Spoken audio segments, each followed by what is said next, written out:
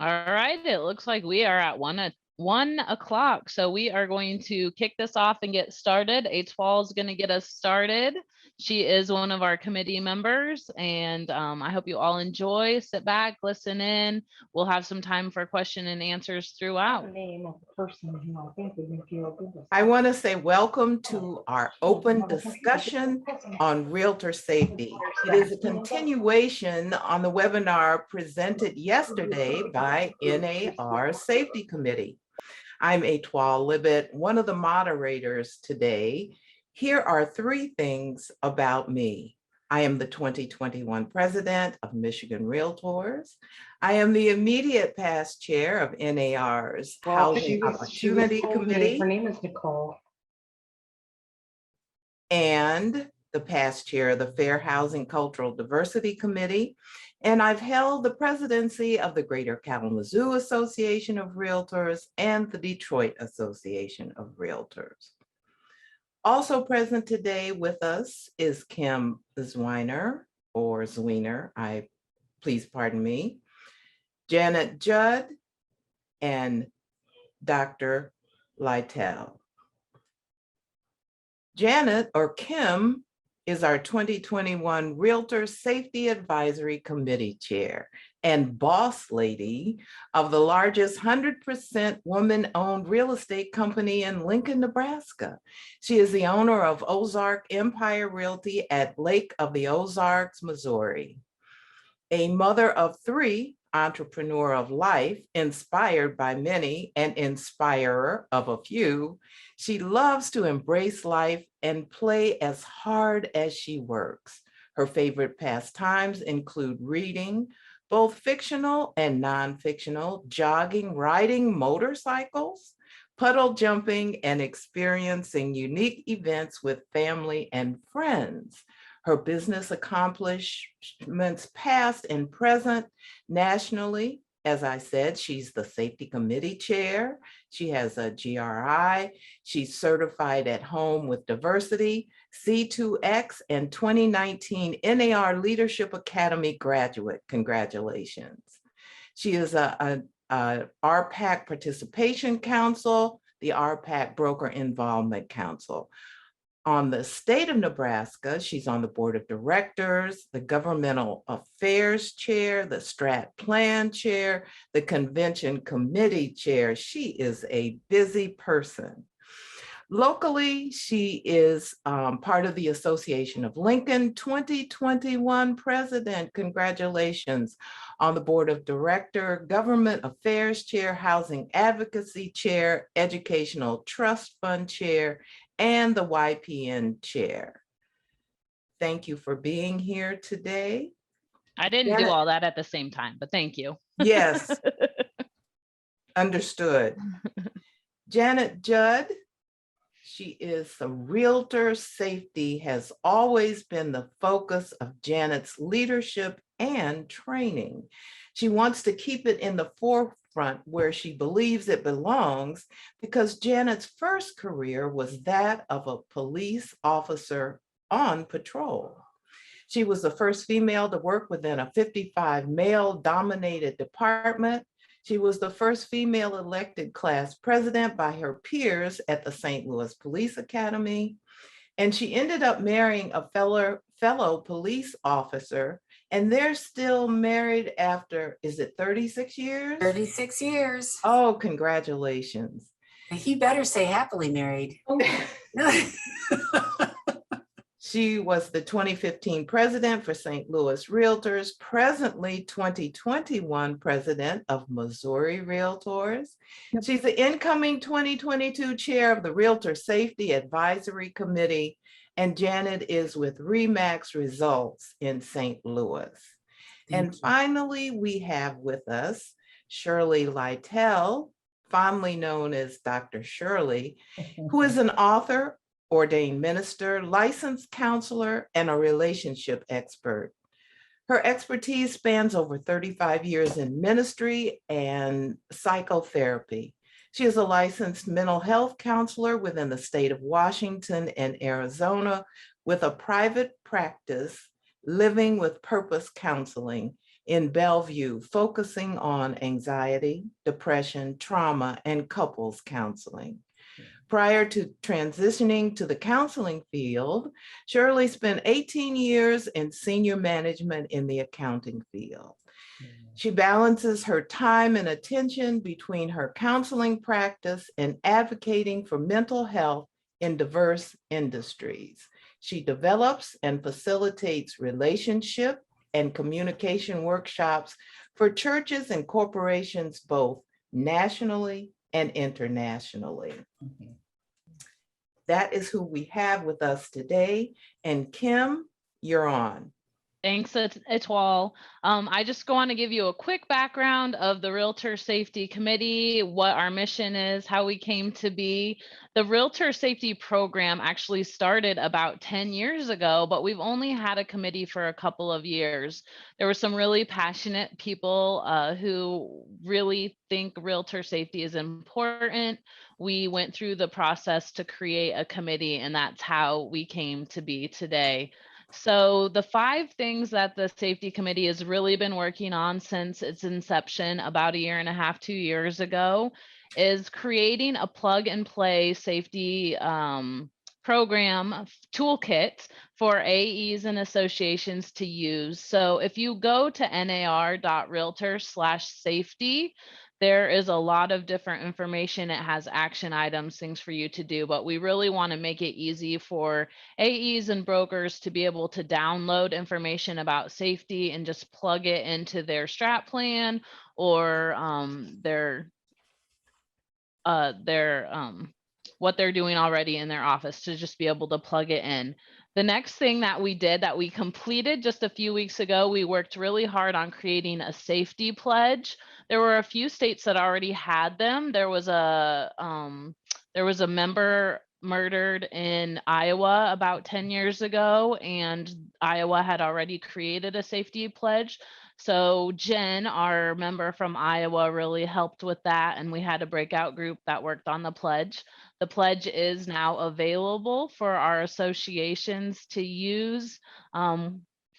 We ask that our associations take that pledge, and it's just basically saying that they agree to keep realtor safety top of mind and talk to their members about it. On the website, underneath the association pledge, there's a pledge for individuals to take. So I encourage you all to print that out, keep it next to you, keep it with you. It just talks about the reasons why you want to be safe, to be able to come home safe to your families and keep your consumers and clients and other realtors safe as well. We rebranded the Safety Matters course. There was a course that a lot of you have probably taken called Safety Matters. We have rebranded that, and they just had to train the trainer this morning for that new branding. It's called Putting Realtor Safety First, Safety Strategies for the Modern Realtor is the new name of that course. So be looking for that in your syllabuses or in your with your schools as well. And there is also a 6-hour class associated with that with the rebrand. We're also looking to add some safety fields to MLSs. That's been a long road. We're working with different committees and organizations to do that. Our idea on that is to put the safety field for agents only and talk about things like lighting, cell phone coverage, things involved with the property that could be a safety issue. And finally, our 5th goal for our committee is to do educational events like this. We are so happy that an AR conference year-round asked us to do this during Realtor Safety Month. We've had a few seminars. We try to have one every quarter, just with different topics for you to enjoy, but we are so happy to pair this one with the conference year-round. So thank you to our amazing staffers, Courtney, Brianne, Stephanie, Brunelli, and all the other NAR staff who have really taken our big, bodacious goals and made them a reality. All right, next up, we have, the disclaimer slide before we get started. Oh my goodness, I'm gonna have to make that bigger. Okay, the stories you are about to hear during this webinar can be upsetting in nature and can trigger a negative, unwanted response in certain audience members. If you have experienced trauma or been a victim of an attack while on the job, we strongly encourage you to seek assistance and a support from local resources. There may be some stories shared today that you might find disturbing, so just keep that in mind. And if you need to step away, we completely understand.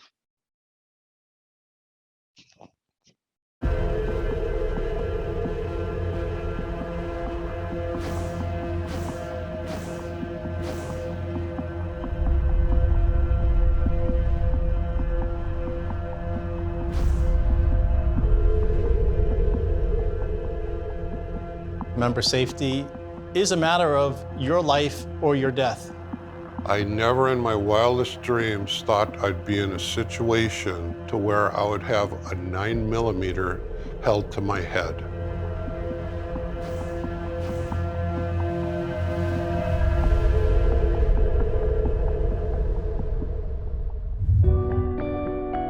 It was a day like any other when James Olson, an agent with more than 35 years' experience, set out to meet a blind lead at a vacant property, something he had done countless times before. I was actually with my wife on the way to an appointment. I had never met this person, and she was sitting on the front porch waiting for me, and I just told my wife to wait in the car. We walked through the living room, the dining room, and the kitchen. Now, I've been in this property a number of times, and it just seemed odd to me that all the doors were closed. So I went to grab the bedroom door, and out came a masked gunman holding a 9mm to my head. He was all dressed in black like a ninja. He had a hoodie on, sunglasses, face mask, black gloves, black everything. Within a couple seconds, another guy dressed the same held a 9mm up against the side of my head. I had my hands up in the air, and he said, "Get down to the floor." So I took his gun, and he hit me in the back of the head. I went falling to my knees. Blood was flowing in my eyes. They're asking me where the money is, and I told them I didn't have any, so they rifled my pockets and pulled my pants down and socks and shoes off, and they wound up making away with my wedding ring, my wallet, and my iPhone. They came back to me and said, "Give us 10 minutes or we're coming back here and killing you." These guys are out there, and if they attack me, more than likely they're going to be going after somebody else. This was a predatory assault. They didn't just randomly pick me, they stalked me. Jim Olson was surveilled and targeted based on his job as collecting rents as a property manager. They knew what day to lure him into the property that was vacant so he could be robbed at gunpoint. Studies have shown that agent male victims were attacked 30% of the time. And we know with Jim Olson, and he's a big burly man, infantry soldier, never was in fear that something could happen, and he was a victim of a violent robbery. And now, listen to his story, he changes the way he does business. He arrives at a home much earlier than the appointment time and does a circumference of the house to see if there's anything out of place or if there's any broken windows or forced entry. Kitty Wallace, a managing broker with almost 20 years' experience, has faced off with numerous predators. One of my most recent experiences was from a gentleman who wanted to see a home. I have a practice that I have them meet me at the office for the first time. This particular gentleman didn't want to meet me at the office, so that did put a red flag up for me. Working in a rural area with limited cell phone reception, Kitty remained steadfast in her safety protocols, but the caller had a plan of his own. He was very insistent, and it was, "Can you meet me there in an hour?" And I said, "No, unfortunately, I can schedule an appointment with you. We can sit down and see what your needs are." "No, I want to see this house." And he said, "Okay, then meet me in 2 hours." He just kind of kept moving the time frame for me. And when that escalated and he wouldn't meet me, he ended up calling my office. He was swearing at me, saying that, "That's my job. I need to meet him here. What is my seller going to do when he finds out I won't show him this property," etc. And I just didn't let myself get bullied. I really stood my ground and didn't meet with him at all. I've always kind of just accepted it's part of the job, and that's really not okay. So I reported it to my local association, and they sent an email blast to all the agents. 2 other agents reached out to me, and they had also been approached by this gentleman. Maybe I prevented something bad happening not only to myself, but maybe somebody else as well. I do believe that the intent of some clients is not to buy a house. The intent is to see what they could do if they got me a loan. Jim and Kitty's harrowing stories display the 2 types of predatory motives: profit and power and control. There is a misconception that crimes against agents are random opportunistic street crime, and in fact, they're of predatory nature. And by understanding predatory behavior and learning that you can remove weakness, subservience, and vulnerability out of your daily practice, you'll be able to keep yourself safe. I think realtor safety is one of the most important things that any realtor can learn about. The goal of the Realtor Safety Program is to reduce the number of incidents in our industry so this way you can come home to your family every night. You deserve it and they deserve it. I think having these protocols in place is definitely the key to saving my life. 99.9% of the time, our job is amazing. It's that 0.01% that's not worth my life.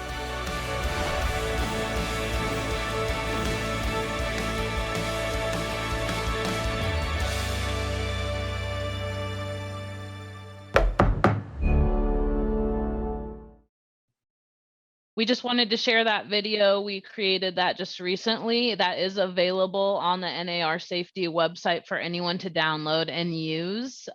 Your association in your offices, share it with your friends, share on Facebook, etc. So next up, we have Janet, who is going to do a recap of yesterday's webinar. Hi everyone. Thank you for participating yesterday if you had the opportunity, and thank you for checking in today. It's a recap. So yesterday we had an hour of me talking at everybody in the webinar. The reason we showed that video again is because we know that not everyone had a chance to visit yesterday. And even if you did see it, I hope you saw and picked up some more material from it. So we're very proud of it. And it's such an important one. And I still get goosebumps when I watch it. And I've seen it probably 5 or 6 times. So anyway, that's there for you to share, as all the other material. As far as NAR goes, they do have certified instructors for teaching this course that you have to be approved. So I just wanted to let you know about that. Now, we have a poll. And on this poll, I would like you guys to participate.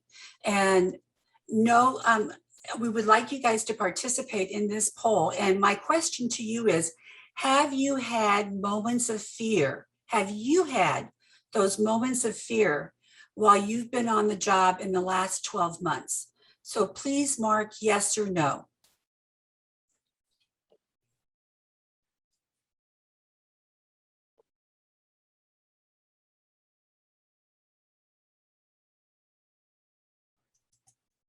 So I'm just clicking on it and then I'm hitting submit.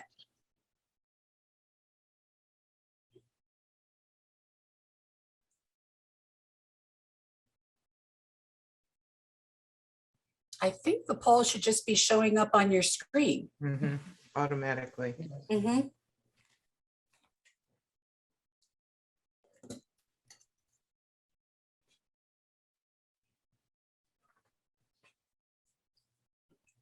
Stephanie, are we getting some responses? We're at about 84%, so we can share the results whenever you're ready. All right, let's just wait let's see if we get to 90. And Jennifer, we don't care if you're new. If you've been out there and you have had a moment of fear, please feel free to answer the question. And Maria, the same thing. You're more than welcome to answer the question.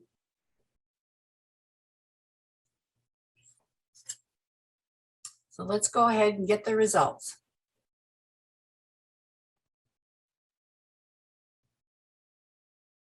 Well, I'm happy to see this. Well, look at that. 68% say they have not had that the answer is no. And I do want to attribute that to possibly the fact that there's more training available in the last 12 months than there ever have been before. So I am really happy to see that figure. It's amazing how that can change though, depending on where we are. Because we recently did it and it was way over 50%. It could also be the pandemic too, right? Correct. I mean, there's a variety of factors on what can change it. So yesterday, I'm not going to recap everything that I said yesterday, but a lot of the questions that I got from individuals was they wanted me to go over or share some of the items that I talked about. So I'm not endorsing any of these items. I'm telling you, this is what I use and what I have, and et cetera. And I can suggest I don't have any ownership in any of these companies, so I'm just going to share it. I talked about a baton that I use, and I have one in my car. I call her Shirley, and it's a flashlight. It's very, and here it is. It's just a baton that can slide in. It looks very innocuous, like a flashlight. Comes out, and it will hurt if I hit you with this. So I feel very comfortable having this in my hand. It's very innocuous, and this is by a company called Living Shore. I talked about having a Kubaton, and I have two different types. And one Kubaton is like a pen, and it really is a pen that I can write and I can use it on listing calls. What's great about it is that not only if I had to hit someone, if I was attacked, strike them on any part of their body so I could get away. It also has a DNA collector on the very end. It's sharp, and if I got somebody with it, it would collect some of the skin. Kubaton, it's just like it sounds. Kubaton. You can find them on Amazon. I have it connected. So this is what I have when I'm showing property. I just have it on a chain with my my car thingy. I'm having a brain fart to get in my car. And then here's my Kubaton. So it's always in my pocket. And then this little doohickey is so that it can hang on the very edge of my purse so that I can access my keys very fast, and I'm not fumbling and searching for them at the bottom of my purse. I also mentioned to you guys that I had like a little bell that I put on the door, the front door. So when someone came in, it was just a matter of me hearing the door chime. And like I said earlier, NAR is not endorsing any of these. I'm not endorsing any of these. I'm just sharing with you some materials that I use. And you're free to order them from anywhere you want. I'm not getting any money, and that's my official disclaimer. Now, years ago, I had, it's not really showing up well. This was my mag light when I was with the police department. And this size mag light, I didn't get out of my car with a baton like a lot of guys do. But you could buy a mag light like this, and with 4D cell batteries in it, and if you had to thump someone on it to keep them from approaching you, it would hurt someone and deter them. So you can just kind of poke them with it and keep them away from you. If you had to, you could hit them in the arm, hit them in the knee, hit them in the face, and that's going to stop them for a moment. So I'm not going to stop my share because I'm a technology, something would go down if I did it. So I'm sorry you can't see it. So that's why I'm trying to describe things the best I can. They also have flashlights that have stun guns on them. And it gives a very strong, loud sound that can stop somebody in their tracks. So it has a lot of lumens so that if you had to shine it in someone's eyes, this is a very good one. And you can buy these at hardware stores, anywhere that you would like to see. And one more thing, this is from a company called Damsel in Defense. Once again, I'm not selling it or anything like that, but you can go there and they do have a lot of items that might interest you. Now, this doorstop, I like it. You can use it in hotels. You can use it when you're traveling. You can use it at an open house. If you didn't want someone to be able to come in a certain door, you can put this alarm on the door. And you could use it at your own house if you wanted to, in case you don't have an alarm. You could put this at the front door. If somebody came in, boom, the sound's going to go off. So it's called Step Off, and clients like that as a closing gift, etc. Here's the Kubaton again, in case you'd like to see that. And then this is one of my personal favorites. It goes in the cigarette charger of your car. And so if you don't have one of those OnStars in your car, if you don't have that available, that does cost a lot of money. You can put this in the cigarette charger, and you can program it on your laptop. And if in case you're in an accident, it will notify whoever you have as a contact. You would hit that white button and it would send them a notice that you've been involved in an accident, etc. And it has a GPS location. So this is a great little doohickey to have in your car if you don't have OnStar. Can we just talk for a minute, Janet, about, first of all, everyone is mentioning check your state laws, which definitely we want to make sure people are doing that. But also Janet was a trained police officer. So some of these things might not be right for you. And the key to using these things is that you train with them on a regular basis if this is the choice, your personal choice. So I just want to mention that. Thank you. I mean, it's unfortunate that we have to have so many disclaimers, but the fact is, when you're defending yourself, everything is up to you. You know what you're capable of, and you know what you're not capable of. So it's up to you to find a strategy that you're comfortable with. And the big thing about this is that running away is as courageous if you have to fight.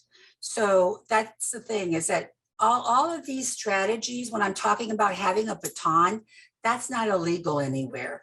You know, it's a flashlight that turns into a baton. But if you had to use it to get some distance from someone, it buys you that second to get away from them if you're ever in that circumstance. So, you know, Kubatons, you know, I like it because it's small, it's not very visible, it makes me feel comfortable on parking lots, etc. I said yesterday, you know, you can't, you know, get on an airplane with one, because that's what they won't allow you to bring one on a plane. But as far as daily life, I feel very comfortable carrying one and having it in my hand, in my back pocket, etc. Someone's asking what Shirley's name is again, and she's a Living Sure, LIVINGSURE. All right, well, thank you for that recap, Janet. We are, Etoile is going to go over our next section. Yes. I just wanted to piggyback on what Kim said. There are classes for women. When I was in the military, I had to use some of those things, but there was a special class for female officers. And there are special classes, my guess is, in just about everybody's community, women for protecting yourselves. So, and I love the little, I think it's the Kubaton, because it was something my grandmother taught me about. It was a knitting needle when she taught me about it. So yeah, and that's exactly what that is. So I'm going to move on now. You've had kind of a recap. You've seen the movie from yesterday, and I'm going to open the discussion. But I want to tell you to please keep your questions brief. Since we don't have time today to share stories, we'd like for you to consider sharing your personal stories with Realtor and Affiliate Wellness, or RAW group, with regard to your own personal safety experiences, so that we may better help all of our members. So, and I also wanted to remind everyone, if you have some mental health questions, please direct those to Dr. Shirley. And you can either put your questions in the chat, NAR will pick those up, or raise your hand. Kim and I will alternately begin with some questions from yesterday's presentation. So Kim, if you don't mind, I will start with the first one. And this one is actually for Janet. What is the safety tip that you rely on the most in your business? Trusting my instincts, that first impression, and trusting myself. And that's primarily the issue for me, is knowing what I'm capable of. You know, I told everyone yesterday I'm a dirty fighter, that, you know, I want to get home tomorrow. So if someone got in my way of getting home, yep, I'm going to try to get away. But if I can't, I'm going to fight. So everyone has to make that decision for themselves. So to follow up on that, Janet, how has incorporating safety practices helped improve your business? You know what? My clients appreciate the fact I will explain things to them and be detailed with them. You know, when they're a seller, about why I ask them to do some things and tell them not to do other things, they appreciate the fact that I'm looking out for them. And the same thing as buyers. You know, when I ask them, hey, just kind of step over here while I'm opening the Supra, it's just a safety issue, etc. They appreciate the fact that I'm looking out for them, and that helps garner more trust, confidence, and you can move forward. Before A12 goes to her question to Shirley, I just want to talk real quick about Forewarn, because someone just put it in the comments. Forewarn is a program. You can plug in an email or a phone number into it, and it will give you a little mini background check. It'll tell you what kind of cars someone drives, if they've had a record, all their past addresses, that type of thing. That's what Forewarn is. It is available for individuals, but there are also a lot of associations that offer that as a benefit for their members. But just remember, with every tool, you want to make sure that you're using it as a tool and not the end all be all. So thank you for mentioning that one. Yes, that's a good one. I've been using it for years. It prevented me from going to a vacant house with a person who had a record of B&E and battery.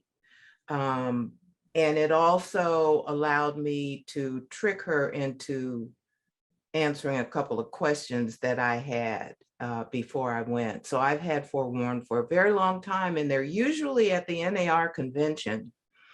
I want to switch it up a little bit, and we look at safety, but as a part of safety, we also think about mental wellness. So this was a question for Dr. Shirley. How do we as realtors personally manage burnout, or how to unwind? And what is the best way to support a colleague who might be struggling with their mental health? Yes. You know, just imagine that you guys are talking about safety, and that there's times where you have to be on all the time because of protocols, or how to keep yourself safe, how to keep your clients safe. And so if you're constantly on, there's the challenge of you easily being burnt out. I work with individuals in your industry who are trying to find ways to unwind, to, you know, put some time in their day in which they are using some mindfulness techniques. Maybe they're even working out. So I'll meet them at the gym so that they are dedicating time to just trying to keep themselves emotionally and physically healthy. So often when we talk about mental health, we're usually talking about, okay, how do I keep my anxiety or my depression down? When actuality, physically taking care of yourself, eating right, you know, making sure you're getting some physical exercise other than, you know, showing homes, is really healthy for you. It's healthy for you mentally. It's also pretty important for you to have a good sleep, you know, regime. So if you don't have enough sleep every day, your mind will struggle. So one of the things I've learned to do is I have these non-negotiables in my life every day. And it actually helps me not burn out, because believe it or not, the counseling field is having a crisis with trying to keep up with the challenges of our day. And so I make sure that my non-negotiable is that I'm working out every day. My non-negotiable is that I have a bedtime. Believe it or not, we used to do this for our kids. Now you need to do it for yourself. So decide that by 10, 11, I'm not doing anything anywhere. I have no phones on, and I'm going to sleep at a reasonable time. Okay. The struggle at times that you'll have is that there's so much going on that you don't know when to say, okay, enough is enough. But remember, there's always tomorrow. So when you see a friend that is struggling, I'll give you some cues that maybe they're overly anxious. Maybe also they're easily angered. Those are depictions potentially of either anxiety or depression. And so if you can see that in a friend, you know, it's kind of like the comment we say about airports. If you see something, say something. Have that willingness. I saw this before the program started, where people knew each other's names. They knew, you know, the programs that are getting ready to come up. So you guys know each other, partner with one another, and commit to, you know, keeping each other accountable as it relates to challenging burnout. Or, hey, when's the last time you went on vacation? Or, hey, let's have a cookie party where we make cookies together. And maybe we're doing it by Zoom because, you know, you've got the whole issue of COVID still. Yes, COVID still exists. But I think we're also experiencing some COVID anxiety, where, again, you're not only on when you're doing your work, you're on when you're at home. And so finding ways to get out, just to take a walk. I'm not asking you to run 7 miles like one of our friends is doing. No comment. I'm so proud of Kim, but I'm not the one. Anyway. That's my mental health. Thank you. Hey, and I'm all for you. I'd rather do kickboxing. Okay. But I think that there's something to be said about why we need to kind of find ways to be better about taking care of ourselves. Thank you. I know someone in the comments said stop answering the phone 24/7, and we touched on that yesterday about we train people how to treat us. So even if you are available to answer that phone, maybe just let it go, call them back in 10 minutes. That also establishes that the rapport with them to know what your expectations are. And it also establishes the dominance. So you're not looking subservient. You're the one in control of your schedule. So there's more on that on yesterday's webinar that will be available on the 20th for download. So I know our amazing staff has been getting you the links in the comments on that. And, you know, Kim, I want to say one other thing, and it goes to that there's this whole idea of how you need to have your own boundaries. And if that boundary says, I don't answer the phone after 8 o'clock in the evening, or I don't answer the phone before 9 o'clock in the morning, those are things that keep you safe. Boundaries keep you safe. And as we're talking about safety, it's really important that you know what your own personal boundaries are, and as well as your business boundaries. Exactly. Thank you. Exactly. We have a question here from attendee from yesterday, which I think is a really good one. Is there anything specific I can do as a home inspector to help improve safety for realtors? Anybody want to take that question on? Kim, Janet? You know, I read this question last night and it is a tough one. I think your home inspectors are working alone in the property. So I think everything we talked about as a realtor to do when we're showing homes is things that they need to do as well. I mean, they are standing in a property, they're climbing up ladders into attics, they're getting up on roofs. So I think some of the safety precautions, especially that doorstop one that Janet just shared, or just the bells on the door for them. As far as the home inspectors keeping a realtor safe, I'm not sure what that looks like, but they definitely are just as much in danger as we are because they're working alone. One of the things that I thought about when I read this was that I am usually there at the same time the inspector is. I'm not doing anything, but here we have to be there to let the home inspector in, because generally they are not members of our MLS. And so I wonder if maybe this is an inspector who is also there with a realtor. And the thing that you just said, Kim, is they usually have a lot more tools than we carry that will help to fight somebody off. You know, their equipment. I thought about the flashlight. I think about all their little tools and so forth that they measure how wet the walls might be and so forth. So as an inspector, there may be some sort of tandem movement through the house that can be done to keep both the inspector and the realtor safe. So My mind went to it as an inspector, you know how they're running the water, they're doing this, they're running all over the house. Well, make sure that you secure some of the doors behind you. Make sure that you secure some of the windows behind you. That keeps us safe and it keeps us out of trouble with our homeowners. So just doing that alone will help promote safety. Don't Going leave the back- garage door up, that kind of stuff. Yes. Going back to treating your business like a business, Jacob, or the boundaries thing, Jacob said, treat your business as a business. That's where your boundaries come in. You know, most businesses aren't open 24/7. We shouldn't be either. So thank you for that comment, Jacob. Here's a really good one. What can we do about realtors that think they are invincible and say it will never happen to them? There's no such thing as a safe neighborhood. And you know, from riding motorcycles, I do it, riding horses, it's just a matter of time until you fall off.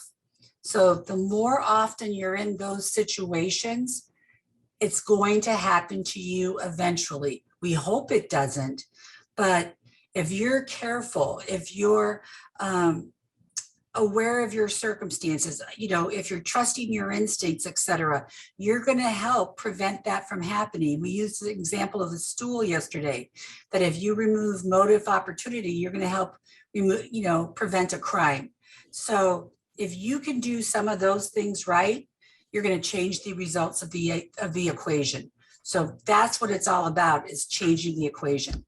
Well, and that's why we like to share that video, because he was an infantry soldier and he was attacked, and it can happen to anyone. Our 30% of all realtor victims are males. So males are victims just as much as females are. And the male victims are more physical. Even in our video, you heard, you know, the women deal with more harassment and emotional type crimes, and the males usually are more physical type crimes. And you know, Kim, for those that are, you know, working separately, there's a reality that either you're going to decide that you want to take care of yourself, or you're going to be in denial. And often when you've got someone that actually has a mindset that they're in denial, it's just like someone that has an addiction. You can't convince them until something unfortunately becomes to a place where they have to look at that. I think what's good is that if you're partnering with someone like that, if they can see you doing the precautions and taking care of yourself, that might be, you know, you show them over telling them.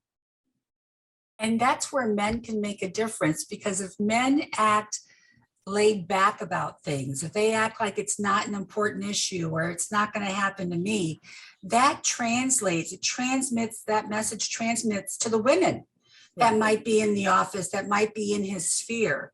So if he shows just a little bit more awareness and caring in that respect, they will start showing a higher level of awareness and taking care of themselves also.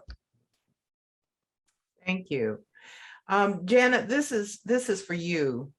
You mentioned decals that ID you as a realtor yesterday. Do you have license plates that say you are a realtor? Is that something you should use, or does it only make you a target? Is it safe to drive a luxury vehicle with a realtor license plate to appointments? You know what? Once again, I feel very comfortable doing it. It's a personal choice. I do have a realtor plate that I have on my car. And I just got the Missouri realtor plate a couple of years ago, but I've always had a personalized license plate, probably since they've ever had them. And they say Judd for you. And people know me around town. They see my plate. They think I'm everywhere. But yes, when I had other vehicles, I had a Cadillac SRX for 10 years. Magnets would stick on that car. And so I would take them on and off depending on where I would go. I now drive a Dodge Charger, and it doesn't seem like it has any metal on it. So my magnet won't stick on it. And so I have decal, like a realtor decal inside the window. But no, I'm happy and proud to announce that I'm a realtor. And I don't see it as a negative. I see it as a help, because if someone sees a vehicle in someone's driveway, or the seller's away and the neighbor sees it, has a realtor decal on it, they're going to know it's the house is being shown. Maybe they won't think it's being broken into. Yes. There's some great comments being shared on the chat too about take a photo of the house and send it to someone as soon as you roll up. That just gives you that opportunity to take that 10 seconds and be aware of your surroundings as well. Some people say they're sharing. Shannon says she shares her calendar with her husband. You can do that with another realtor or with your broker. And then Amanda, oh, go ahead, Janet. I saw that someone would bring their dog. Unless your dog is trained for offense, to do that, someone's saying her dog is trained. Well, that's great, but I don't know if that's something I would do. If a seller wants people to come in their house, not dogs. So that's something that I would have to have listing agent permission to do and all that. So I'm not comfortable with the dog thing, but to each their own. I also was just going to mention someone mentioned the Beverly Carter case. And if you're familiar with that, she was an agent from Arkansas who was killed very violently, kidnapped, held hostage several years ago. And someone mentioned about it not happening to you. Well, her assailant said that they targeted her because she appeared to be a rich broker working alone. And that's how we portray ourselves. And so if you have a chance, listen to her story. Her son, Carl, does a fantastic job out there keeping our members safe by retelling the story. But she had $63 in her savings account the day she was kidnapped. So it's just this portrayal of who we are that we put out there that does create a very different atmosphere than we want to sometimes. So that is something to be aware of. They think we make $1 million because we're $1 million agents. Yes. So, I can see what's going on in the chat about carrying a weapon. Once again, I said earlier on that NAR has a neutral position as far as guns are concerned. So we don't give advice on what to do. That's a personal decision and your choice. And of course, we support if you go that route. Check with your state and local, get training for it, and you need to practice. So that's what we have to say about that. There's a question from yesterday. And one of the things that I usually do, especially if I know it's a vacant house, but now I've been doing it even if I think someone may be there. And that is, if I've been given permission to use the lockbox, I still ring the bell and I still open the door and say, hello, this is a toile limit. There is a question here that says, is it still okay to acknowledge yourself when you enter the door of the property. For example, Ruby Jordan from All Access Realty and Property Management. I was trained that way 36 years ago. I knock and I announce myself. I can't imagine not doing it. So to me, it's a no-brainer. Do it. Other comments? Comments in the chat? Are there any comments about that in the chat? Kim, do you see anything? I absolutely do that. Kathy says, I do it all the time. Yes, a lot of agreement. Okay, great. Would you allow the customer or client to view the property alone while you wait outside? After he or she is finished, you can discuss the property. You know, I did that one time that I can recall that, you know, two men came to look at a vacant property and I didn't have a good feeling about them. I stayed out on the porch, but it was a vacant property.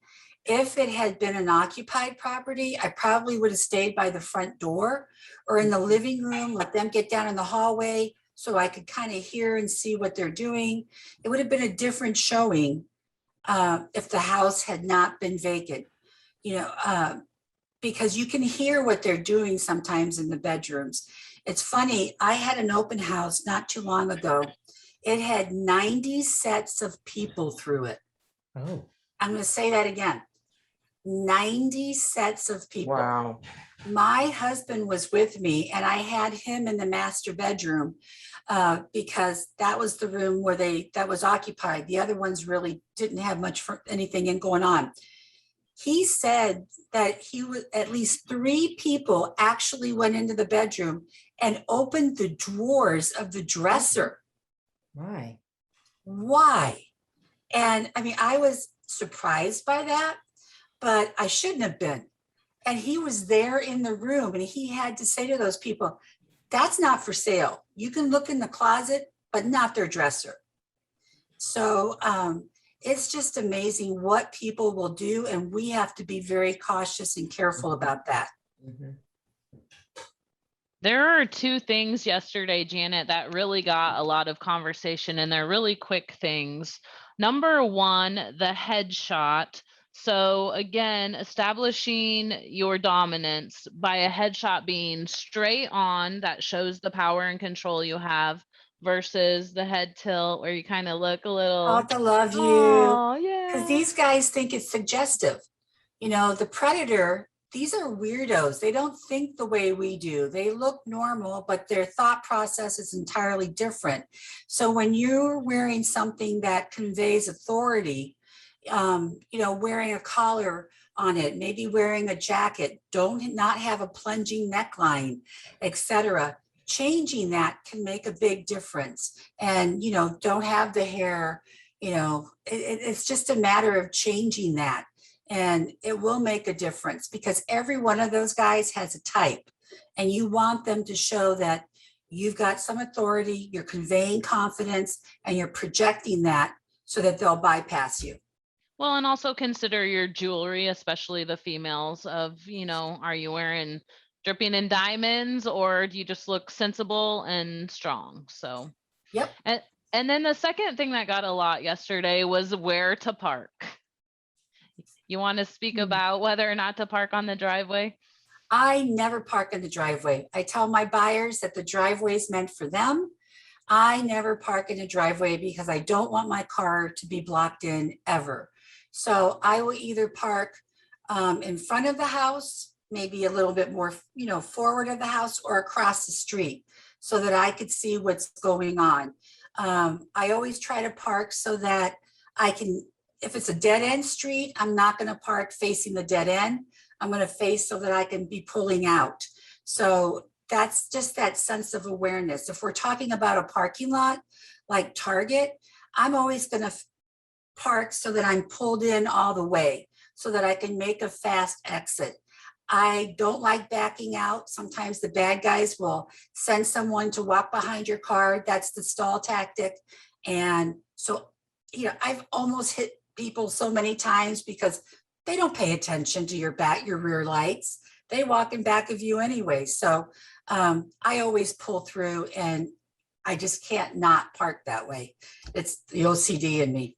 This has been a wonderful discussion. We are coming up on our 5-minute end. And so I would like to ask each of our panelists or speakers to close us out with one thing that you feel is important for us to do. And Kim, I'll start with you. I would say visit the nar.realtor/safety website. There is a lot of information on there. Dr. Leitel talked a lot about mental wellness. We did a seminar featuring her a few weeks ago, and it's an amazing webinar. We had a member who is a recovering alcoholic. We had a member whose mother was also a realtor who had committed suicide, and then also Dr. Leitel talking about mental wellness. It is under webinars on that page. Go check that out. And read through the Realtor Pledge. Thank you. Dr. Shirley. Please don't give up on yourself if you feel like you're being overwhelmed by either your work or even some of the stuff that we're talking about now, and you feel some type of, PTSD because maybe you realize that the last client that you were working with actually could have been someone that could have harmed you. So reach out to someone. Please do that. Get connected to someone that's within your area so that you can partner and have some accountability for how you stay emotionally and physically well. Thank you. Janet, Judd.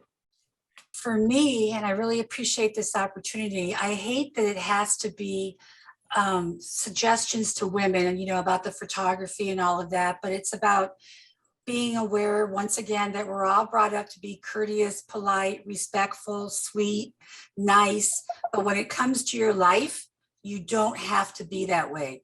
And when that time comes, it's going to be run, fight, whatever you need to do. The other part of that equation is that it's unfortunate that we have to be aware of what we wear, how we move, how we carry ourselves. And that's up to you.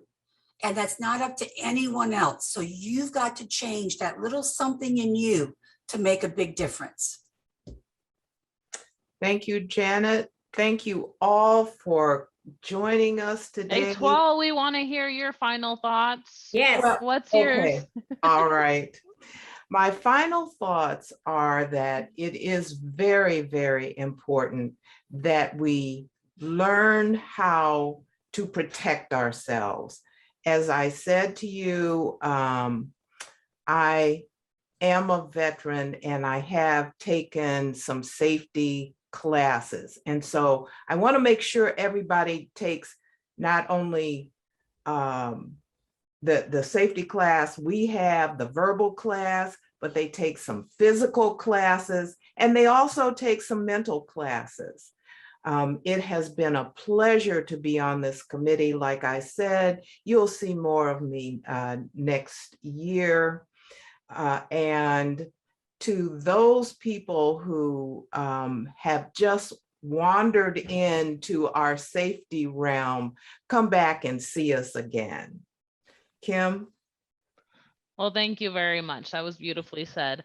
And thank you all for joining us again. You are the members making a difference. This is really the boots on the ground, culture change. We want to have a shift within our industry for all of us who are out there working alone, independent workers throughout the country. We just thank you for being here and hope that you share some of this with your fellow agents.